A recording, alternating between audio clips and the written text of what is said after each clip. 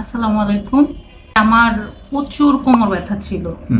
গত জানুয়ারি ফেব্রুয়ারি পুরো 2 মাস একদম ওভারঅল অনেক পেন ছিল। কোমরের ব্যথায় আমার পিঠ পায়ের মাংস পেশি সব ফুলে যাইতো এবং এত পরিমাণ ব্যথা হইতো, ব্যথার কারণে আমি বিছানায় শুইতে পারতাম না। আমি ঢেলান দিয়ে দিনের পর দিন রাতের পর রাত কাটাইছি।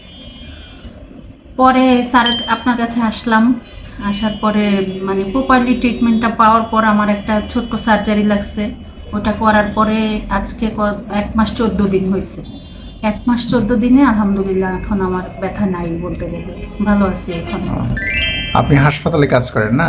জি স্যার, আমি বিআরবিতে জব করি।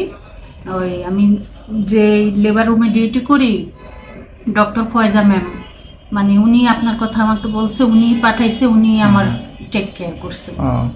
আপনার যে ব্যথাটা হতো পায়ের দিকে আসতো কি?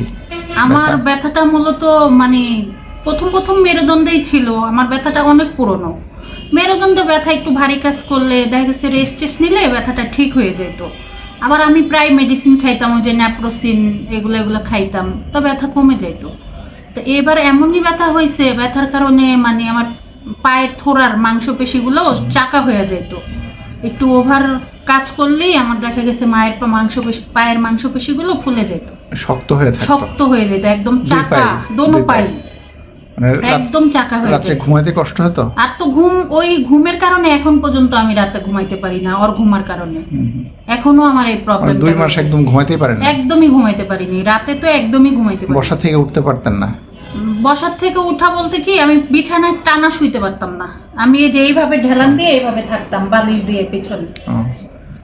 আমরা যে এন্ডোস্কোপি করলাম, তারপরে আপনি যদি আমরা বলি ওভারঅল কতটুকু ভালো আছেন 100 ভাগের মধ্যে? 100 ভাগের মধ্যে আমি বলবো এখন 90%ই আমি ভালো আছি।